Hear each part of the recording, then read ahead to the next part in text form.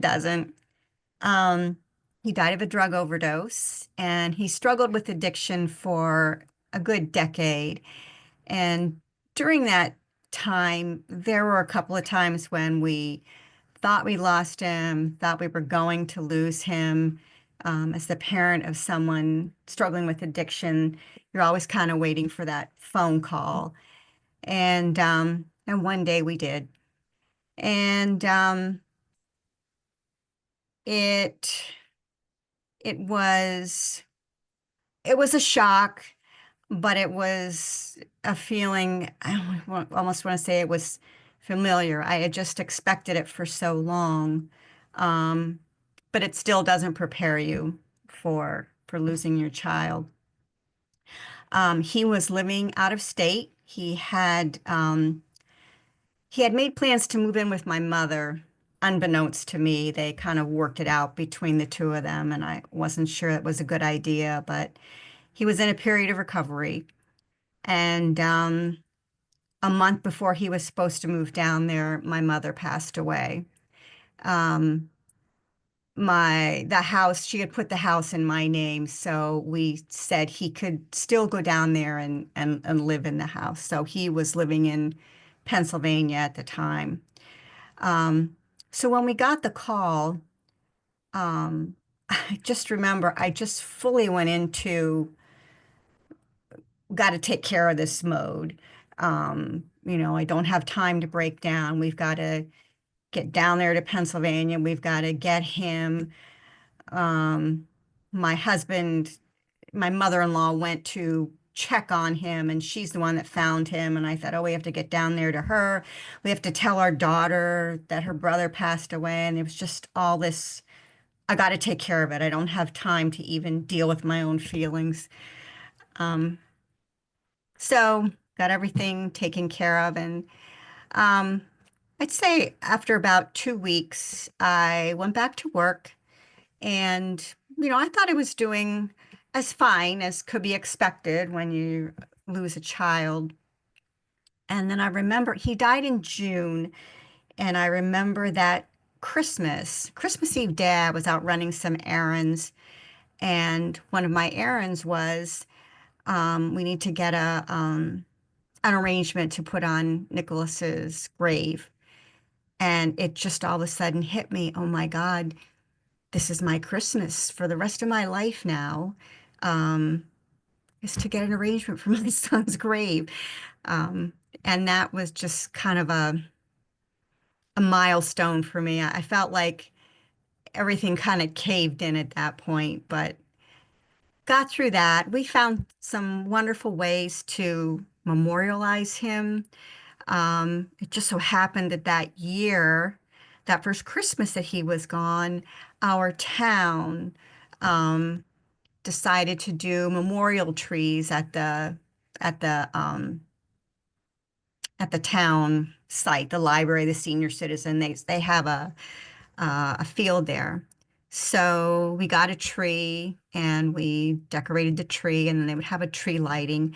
And we invited friends and family to come. And then afterwards, we met for dinner, and it became an annual tradition for us and such a wonderful way to remember him at Christmas time. Um, I don't even remember now. I think it was a year, maybe more. A friend of mine, whom I had met through some volunteer work, lost her daughter from uh, from an overdose, and she found her way through the Emmaus ministry. And she said, I really think you ought to try this out. And I thought, oh, I think I'm doing okay. I'm not sure, but I went to a retreat. And the way she described it to me, it sounded really beautiful. So I went to a retreat, and it was a retreat in Boston with the friars. And it was a draining day. It was very emotional and draining, but it was beautiful. And I don't know if any of you have been to an in-person retreat, but you get a candle with your child's picture and name and the date that they passed. And the candles are arranged near the altar, or wherever you're having the retreat, if it's in a church or a chapel. And in the morning, there's this beautiful ceremony, and all the parents light the candles of their children, and then the candles burn all day. So anytime during the day, you can go in to the chapel or church and just sit before the candle and pray. And where I was sitting, Nicholas's candle was on like the other side or something. I couldn't see his candle, which is no big deal. Then at the end of the day, there's a closing ceremony and we extinguish the candles. But I always love this, the candle, but never the light of your child, just the candle. We extinguished the candles. And I went in and sat down the same place I sat in the morning, and his candle was in front of me. It was on my side. I don't know who went in and switched things around, but there he was. And it was like, nice to see you. Thank you, Nicholas. But that was such a moving part.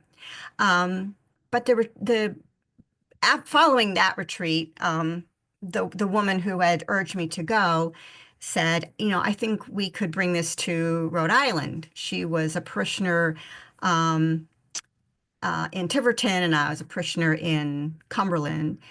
And so we did one at her church first.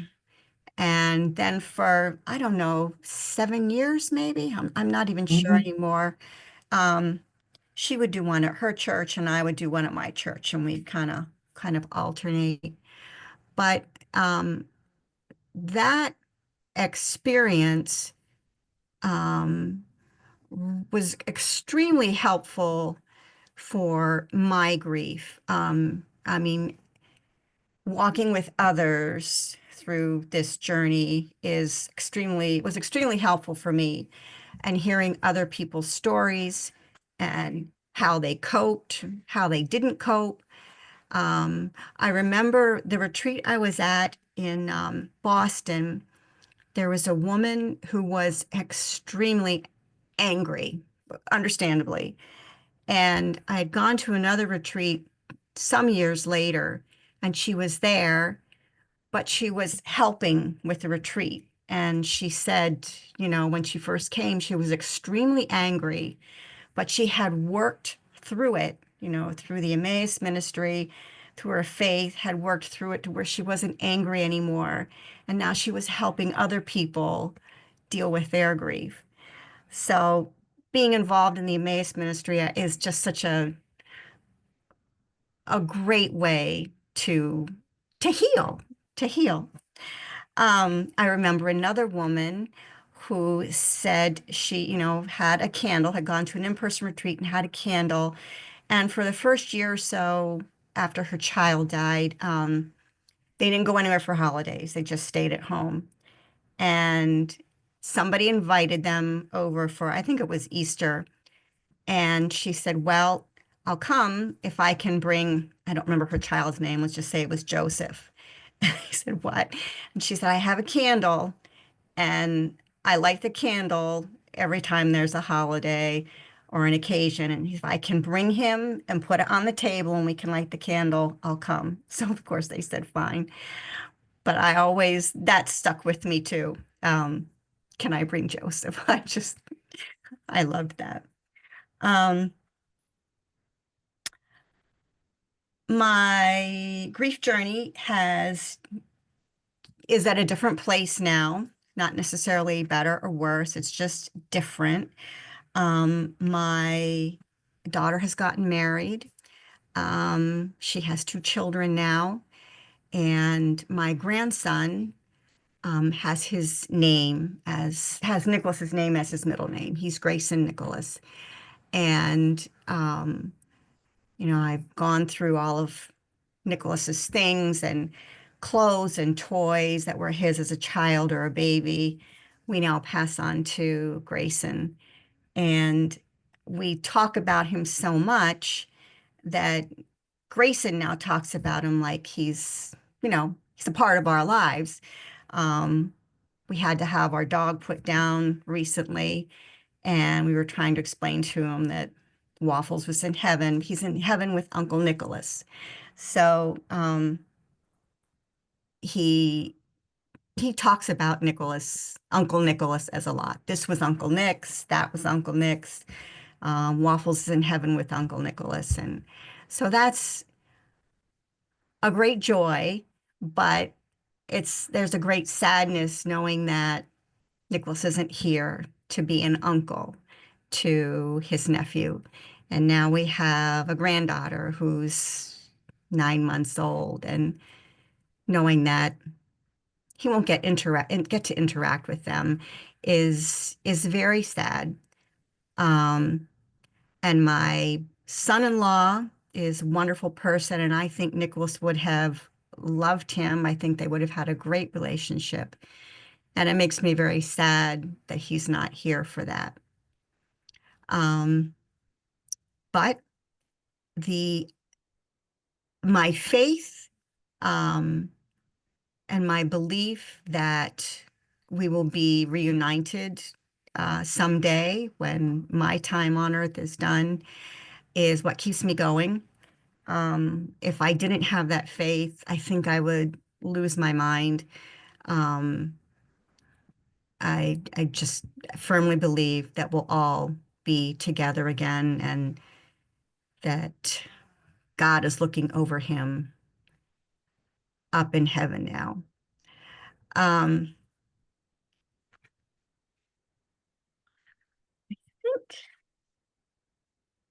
that's all I wanted to share, except if it's all right, Diane.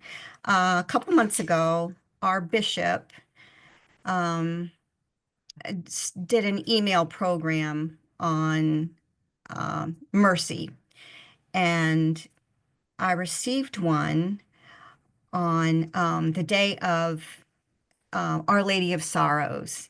And Diane had reached out to me to schedule a mass for all grieving parents on that day. And I did. And when I read this email for the day, it just struck me that this is exactly what the Emmaus ministry is and does for all grieving parents.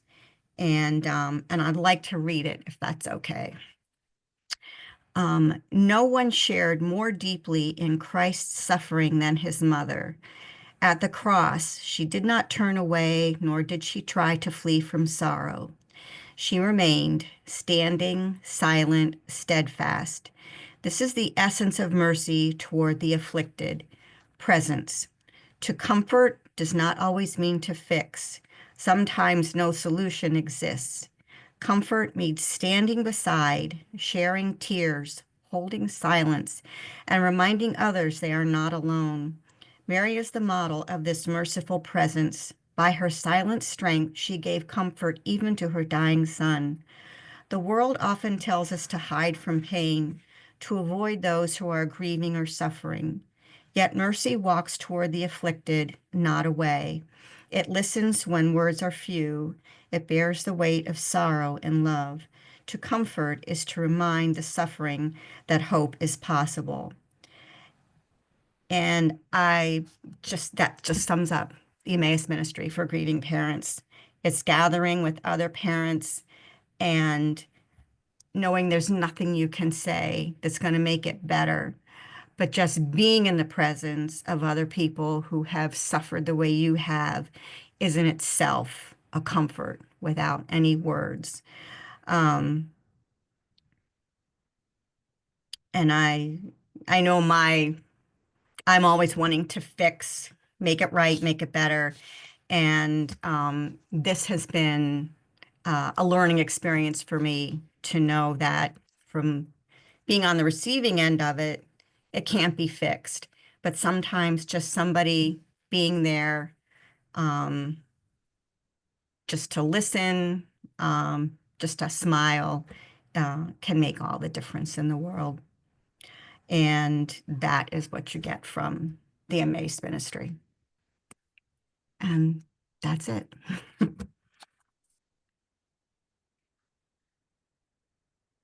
Thank you so much, Denise. I'm going to stop the recording now. Let me just see.